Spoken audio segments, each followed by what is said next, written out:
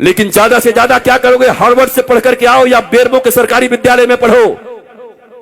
विद्या का, मैं इधर बैठे हुए जितने भी विद्वान लोग बैठे हुए हैं, एजुकेटेड लोग बैठे हुए हैं, लिटरेट बैठे हैं, उनसे पूछता हूं, विद्या का उद्देश्य क्या है?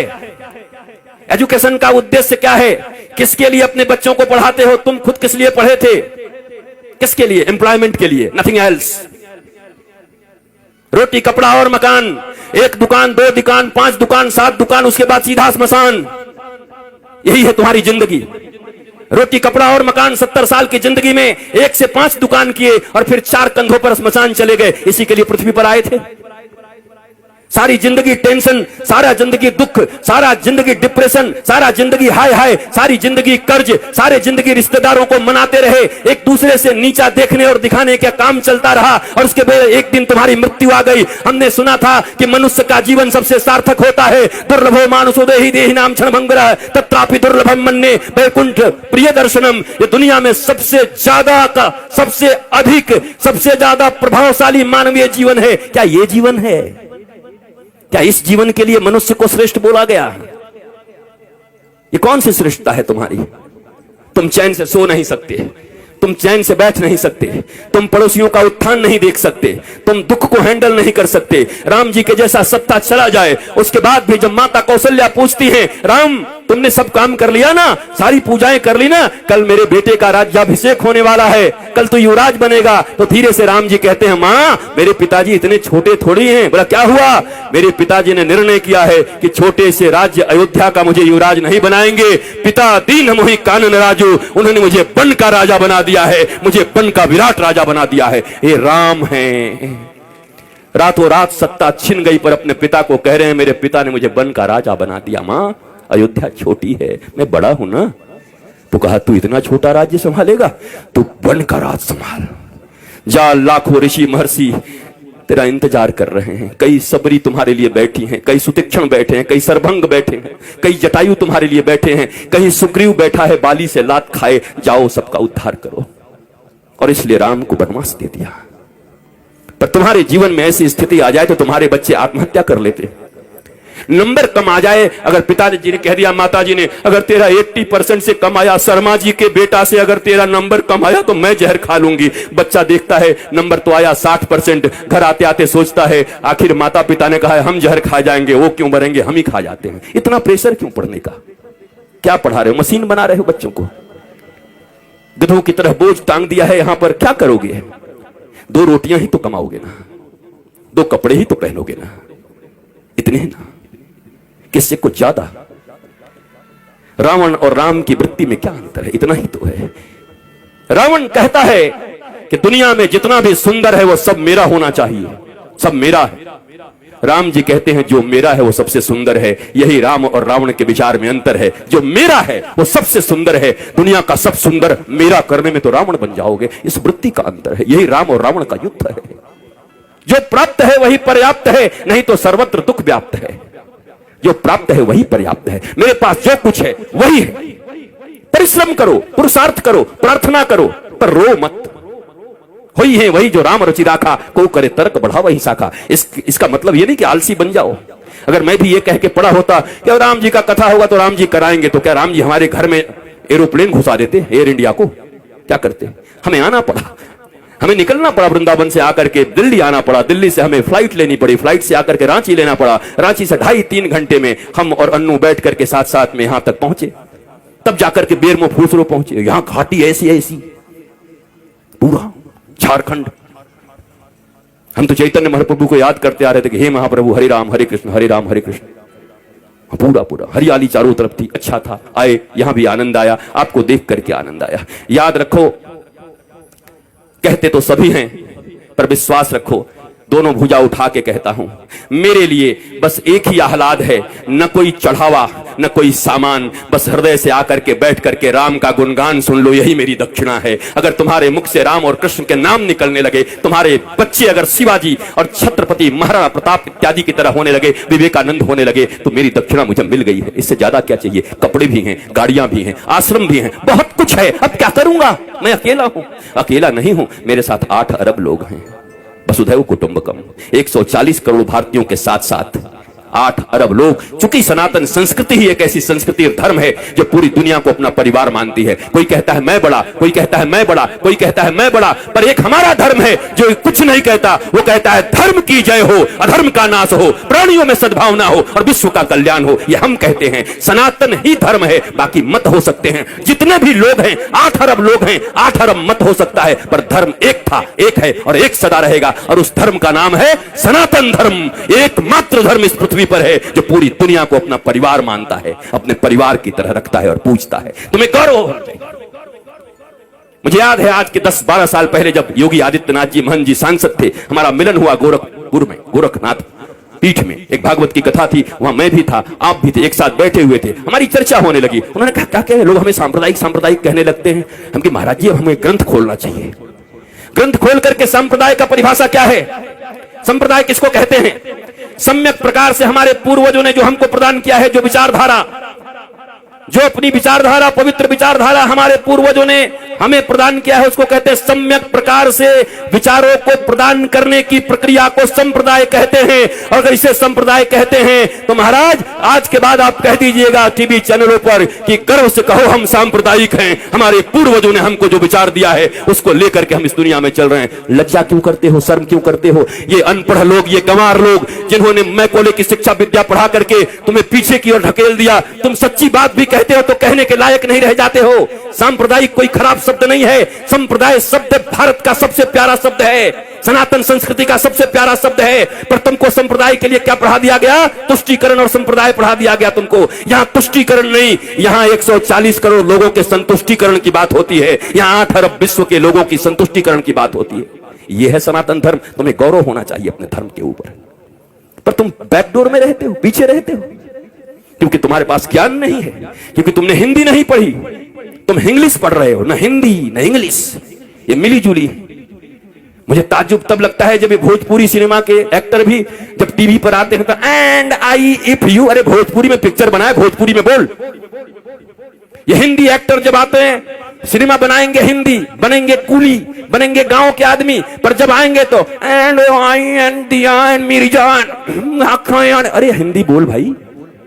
तुमको इन हिंदी वालों ने सुपरस्टार बनाया है, टेटे टेटे इंग्लिश बोलता है बैठ के। पर हमारे देश में अंग्रेजी बोलना मतलब एजुकेटेड होना, ज्ञानी होना। हे भारतीयों, इस गुलामी से कब निकलोगे? इस दुनिया में सबसे रीच लैंग्वेज है तो संस्कृत है, और सबसे पुअर लैंग्वेज है तो इंग्लिश है। संस्कृत के पास 1,74,00,000 से ज्यादा वर्ड्स हैं। करोड़ कह दिया, अरब। इंग्लिश के पास कितने हैं? बेचारा हर साल 2-4-10 बढ़ाते रहता है। हमारी कितनी बढ़िया संस्कृति है, मौसी, चाची, मामी, वहां सब आंटी, पता ही नहीं कौन क्या। Brother and brother in law, बताओ, sister and sister in law, वो लॉ के अनुसार सिस्टर है और ये कैसी सिस्टर है? ये क्या है? This is language. बोलने दो जो बोलते हैं, तुम भी सीख के रखो, पर गौरव तो अपनी संस्कृत पर करो। संस्कृत में गाली भी दोगे ना तो बड़ा आनंद आएगा। किसी को कह दो ना, आप तो ग्राम सिंह हैं, खुश हो जाओ। ग्राम सिंह, ग्राम सिंह का अर्थ कुत्ता होता है, कुकुर। किसी को कह दो आई आई आप तो ग्राम सिंह है, वो भी कहेगा। बाद में कोई कहे हमको ग्राम सिंह कहा, महाराज संस्कृत में कुकुर होता है। आए कुकुर बोल गया।